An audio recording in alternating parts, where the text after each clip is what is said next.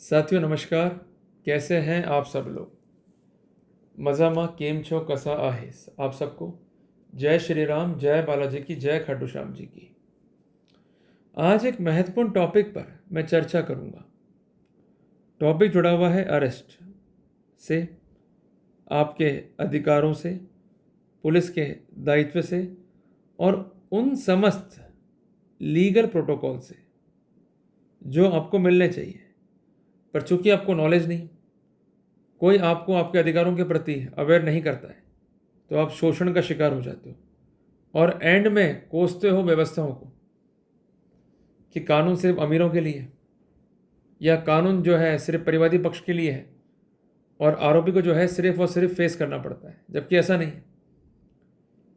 कानून वादा करता है आपसे कि चाहे प्रोसिक्यूशन हो चाहे डिफेंस हो, सबके साथ इक्वल ट्रीटमेंट किया जाएगा। जो प्रोसिक्यूशन है उसके दायित्व उस एजेंसी के द्वारा उसको बताए जा रहे हैं जो सिर्फ और सिर्फ कॉन्डक्ट करती है प्रोसिक्यूशन। उसको कोई कंसर्न नहीं है आपके अधिकारों से। इसलिए बहुत ज़रूरी है डिफेंस के एंगल से केस को देखना, बहुत ज़रूरी है डिफेंस पॉइंट को जानना, ताकि जब भी विपदा आ जाए तो हम कानून की लाइट में अपने अधिकारों को सुरक्षित रख सकें। साथियों, अब आते हैं अपन स्लाइड नंबर 1 पे।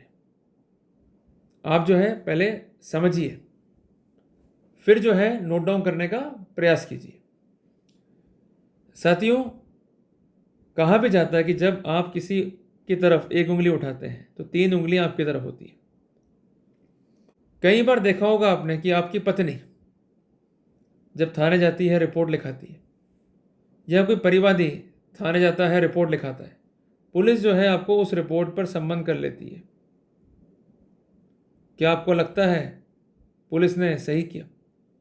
उत्तर है गलत। सिर्फ रिपोर्ट पर आप संबंध नहीं हो सकते। रिपोर्ट पर अगर अग्रिम कार्रवाई करनी है तो सबसे पहले पुलिस को यह असर्टेन करना है कि ऑफेंस कॉग्निजेबल है या नॉन कॉग्निजेबल। अगर नॉन कॉग्निजेबल है तो मजिस्ट्रेट का परमिशन चाहिए, और अगर कॉग्निजेबल है तो ऐसे सिनेरियो में एफआईआर काटी है तभी पुलिस जो है प्रोसीड कर सकती है। जबकि ये लोग क्या करते हैं कि रिपोर्ट के बेसिस पे ही आपको सम्मन कर लेते हैं, कोई जांच नहीं, कोई पुष्टि नहीं, और बतौर आरोपी जो है आपको सम्मन कर लिया। क्यों? ये क्यों आपके जहन में आना चाहिए, नहीं आया तो आप वहीं केस को हार जाओगे। पुलिस का काम क्या है? सिर्फ फैक्ट्स को कलेक्ट करना। पुलिस जो है इंटरप्रिटेशन नहीं कर सकती है। इसको लिख लीजिए, मैंने लिख दिया आप लोगों के लिए भी। ये काम है आदरणीय जज साहब का। अगर पुलिस जो है रोल ऑक्यूपाई करती है जज का या ज्यूरी का, तो ये गलत है, इलीगल है। ऐसी स्थिति में जो पुलिस है उस पर भी कानूनी कार्रवाई के आधार बनते हैं। इसको जो है आप नोट डाउन कर लीजिए। क्लियर है? अब चलते हैं अपन टूवर्ड्स स्लाइड नंबर 2 कि पुलिस की पावर, एक्शन या पुलिस क्या नहीं कर सकती। कई बार लोग कहते हैं कि पुलिस जो है पैसा मांगती है चाय पानी के नाम पर।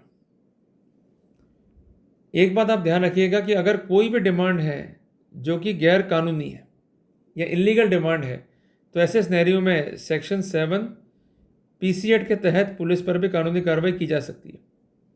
ऐसे कई केसेस देखे गए हैं जो कि मैट्रिमोनियल हैं, जहां पर लड़कों को बुलाकर तंग किया गया, परेशान किया गया और पुलिस ने दबाव बनाया राजीनामा का या रुपये देने का एज अ ब्राइब। तो वहाँ पर शिकायत हुई जब एंटी करप्शन में, तो पुलिस जो है वो ट्रैप भी हुई। इसके अलावा कुछ ऐसे मामले भी हुए कि जहाँ पर जो कंसर्न आरोपी है उसको बुलाया गया, तंग किया गया, परेशान किया गया और उससे डिमांड जो है किया गया ब्राइब का, राजीनामे के नाम पे या कार्रवाई को ढीला करने के नाम पे। तो ये गलत है। इस तरह की प्रैक्टिस को जो है किसी भी रूप में रिकॉग्नाइज नहीं किया गया। क्लियर है बात ये? तो कोई भी डिमांड है, ऐसे सिनेरियो में अगर डिमांड जो है इलीगल है तो आप इस मैटर को जो है तुरंत जो है रिपोर्ट कीजिए। दूसरी बात है कि पुलिस जो है आपको अनजस्ट वे में सम्मन नहीं कर सकती। आपको ये तक नहीं कह सकते कि भाई रिपोर्ट आई है थाने आ जाओ। अगर उनको इन्वेस्टिगेशन करना है तो ये भी असर्टेन करना होगा कि ऑफेंस कॉग्निजेबल है या नॉन कॉग्निजेबल। क्लियर हो गया? अगर ऑफेंस जो है कॉग्निजेबल है तो वो जांच कर सकते हैं, पर इसके लिए एफआईआर मस्ट है। और अगर नॉन कॉग्निजेबल है तो वहाँ पर मजिस्ट्रेट का आदेश चाहिए। तो इसलिए अधिकार पहचानो, जानो। सिर्फ फ़ोन आ गया इस ग्राउंड पर थाने नहीं भागना है आपको। क्लियर हो गया आपने को? क्योंकि थाने आप पहुँच गए तो आप उनकी मुट्ठी में हो, कलम उनके हाथ में, आपको रगड़ देंगे। इसलिए जब भी फ़ोन आएगा या पुलिस वाले घर के बाहर आ गए, वो कहेंगे भाई इस तारीख को थाने आ जाना, खुद मत जाओ, अपने काउंसिल को भेजो, पूरा मैटर समझो, उसके बाद जो है प्रोसीड करो। हमको क्लेवर एक्ट करना है, फुलिश एक्ट नहीं करना है। साथियों, एक समय ऐसा भी था कि जो मामले थे 498 के, वहाँ पर कोई इन्वेस्टिगेशन थी नहीं। सिंपल आई पुलिस घर में, जो भी घर में देखा, चाहे वो कोई भी हो, इनका एक ही प्रिंसिपल था, सबको उठा लो। तो जब ये स्थितियाँ सामने आई कोर्ट के, और खासकर वो मामले जहाँ पनिशमेंट 7 साल तक है, तो कोर्ट ने इंपॉर्टेंट गाइडलाइंस जो है पारित करी। और जजमेंट का नाम है अरनेश कुमार बनाम स्टेट ऑफ बिहार। जजमेंट का डेट है 2 जुलाई 2014। साथियों, जो कंसेंट जजमेंट है अरनेश कुमार का, उससे पहले क्या थी पोजीशन कि अरेस्ट पहले और इन्वेस्टिगेशन बाद में। और ऐसा लगने लगा था कि पुलिस जो है खुद को फील कर रही है अबाउ द लॉ, जबकि कोई भी ऊपर नहीं है रूल ऑफ लॉ के। उस समय कंडीशन क्या थी कि जैसे एफआईआर हुई अंडर सेक्शन 498 ऑफ आईपीसी या कंसर्निंग डाउरी एक्ट, कोई नोटिस नहीं, कोई इंक्वायरी नहीं, कोई इन्वेस्टिगेशन नहीं, सिर्फ अरेस्ट। और इनका एक ही टारगेट था, अरेस्ट करो, ताकि समाज में जो है भय व्याप्त होगा, लोग डरेंगे अपनी पत्नियों को तंग करने के कॉन्टेक्स्ट में। पर यह भी ऑब्जर्व किया उन्होंने सुप्रीम कोर्ट ने कि ये जो स्थितियां हैं, it has become a tool of harassment. Clear है? पहले तो अरेस्ट पहले नहीं होना चाहिए, पहले जांच हो वास्तविकता के। और अगर कॉपरेट कर रहा है अक्यूज्ड, तो ऐसे सिनेरियो में 41A CRPC का उसको लाभ मिलना चाहिए। यही लॉजिक है, यही न्याय है। अरेस्ट नहीं करें, इन्वेस्टिगेशन करें, और अगर आरोपी सहयोग कर रहा है, he is going to cooperate, then he deserves a benefit of 41A CRPC। ये एक बड़ा लाभ दिया है कंसर्न इनोसेंट आरोपियों को ऑनरेबल सुप्रीम कोर्ट ने, कि अब गुंडागर्दी नहीं चलेगी, जो बात कानून में है वही चलेगी। ये बात जो है दिमाग में आप सेटल डाउन कर लो कि जहां पनिशमेंट अप टू 7 ईयर है, वहां पर पुलिस जो है गलत तरीके से आपको अरेस्ट नहीं कर सकती और आप पर कोई भी कंपल्सन एक्सरसाइज नहीं कर सकती। अब प्रश्न ये बनता है कि पुलिस ने जो है हमको नहीं दिया 41A CRPC, हम क्या करेंगे? ऑप्शन यही है कि यू में move for anticipatory bell, even you में गो फॉर क्वेश्चनिंग। वहाँ पर भी ये स्थितियाँ जो है आप अवगत करा सकते हैं ऑनरेबल कोर्ट को, जिसके लिए आपको सेक्शन 5 to 8 BNSS पर निर्भर करना होगा। तो 41A CRPC आपका अधिकार है, it is a right given to you to appear. और ये अधिकार कब मिलेगा? Before arrest. और कुल मिला के ये अधिकार वैधानिक अधिकार है, ये अधिकार पुलिस आपसे नहीं छीन सकती। अगर आप संबंधित अनुसंधान में सहयोग कर रहे हैं, आप भाग नहीं रहे और आप जानकारी दे रहे हैं, तो ऐसे सिनेरियो में गिरफ्तारी इनलीगल है। पर एक बात ध्यान रखिएगा कि सहयोग के नाम पर आपको कंपेल नहीं किया जा सकता टू कन्फेस और to give any evidence that is incriminating against you, क्योंकि आपको प्रोटेक्शन है कानून का, जिस कॉन्टेक्स्ट में आप आर्टिकल 20 सब क्लॉज 3 संविधान को पढ़ सकते हैं। ड्यूटी वहाँ मजिस्ट्रेट की भी है कि अगर गलत गिरफ्तार किया आपको, तो किसी भी रूप में आपका डिटेंशन जो है मजिस्ट्रेट ऑथोराइज नहीं कर सकता। अगर ऐसा करेगा मजिस्ट्रेट, तो पुलिस पर भी कानूनी कार्रवाई होगी और मजिस्ट्रेट पर भी कानूनी कार्रवाई होगी। एक बात ध्यान रखिएगा कि अगर आप एक इंडिविजुअल हैं, आपको अरेस्ट किया गया है, 24 घंटे के भीतर भीतर आपको बिफोर मजिस्ट्रेट तो पेश करना ही करना है पुलिस को। और अगर ऐसा नहीं कर रही है police, then they have to face the consequence of unlawful arrest. और जो ये फैसला है अरनेश कुमार बनाम स्टेट ऑफ बिहार का, उसके बाद कई फैसले हैं ऑनरेबल कोर्ट्स के, जिसमें स्पेसिफिक किया गया है कि 41A CRPC इंपेरेटिव है, नहीं दिया जा रहा है, तो ऐसे सिनेरियो में गलत रूप से गिरफ्तारी की जा रही है। इस कॉन्टेक्स्ट में जो कंसर्न एरिंग ऑफिसर्स हैं, they are liable to face the contempt proceeding, they are liable to face the departmental action. Clear हो गया अपने को? तो कुल मिला के पावर है पुलिस के पास में, पर पावर का होना एक अलग चीज़ है, पर पावर को एक्सरसाइज करना, उसका जस्टिफिकेशन एक महत्वपूर्ण चीज़ है। ये भी ऑब्जर्व किया उन्होंने सुप्रीम कोर्ट ने।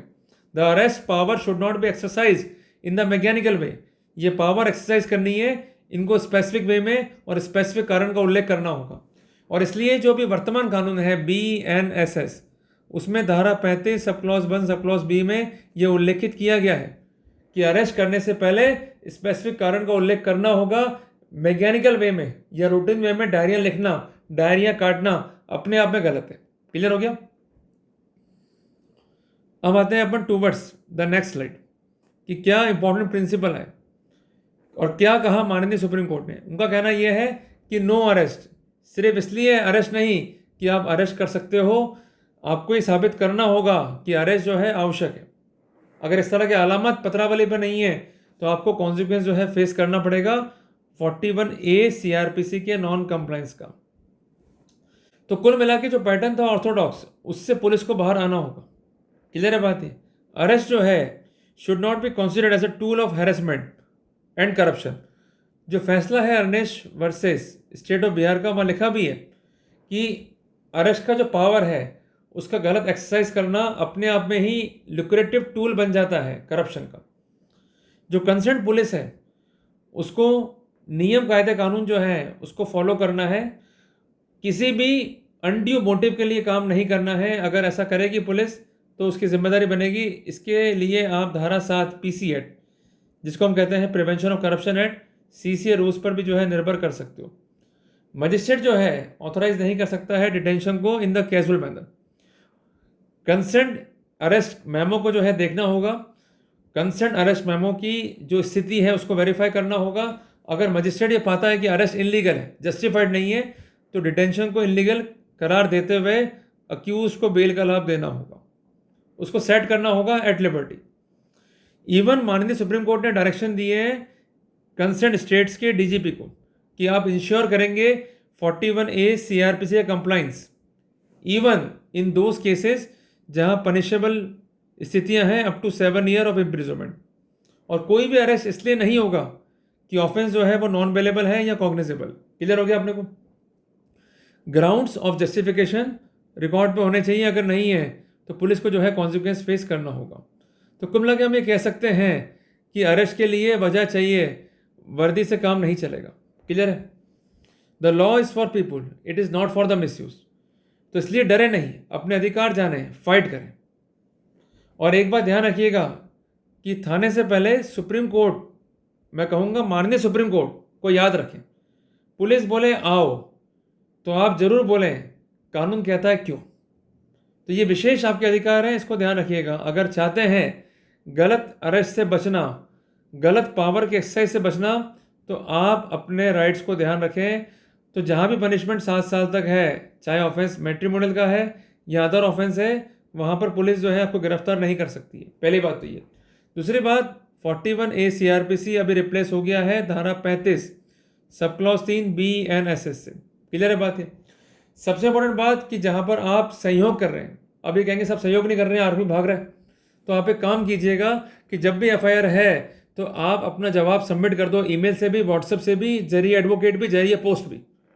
उसमें ये प्ली ले लो आप कि हमें 41A का लाभ दीजिए। अगर वो नहीं दे रहे हैं तो फिर अपने पास टूल है एंटीसिपेटरी का, या अपने पास टूल है to go before honourable high court कि यहाँ पर पुलिस जो है पावर का मिसयूज़ कर रही है, जो सेटल्ड गाइडलाइंस है उसका उल्लंघन कर रही है, we need the protection and intervention. तो वहाँ पर जो है फ़ायदा मिल जाएगा अपने को। क्लियर हो गया? तो मैं उम्मीद करता हूँ कि मैंने आपको टॉपिक समझाया आज के प्रेजेंटेशन के माध्यम से।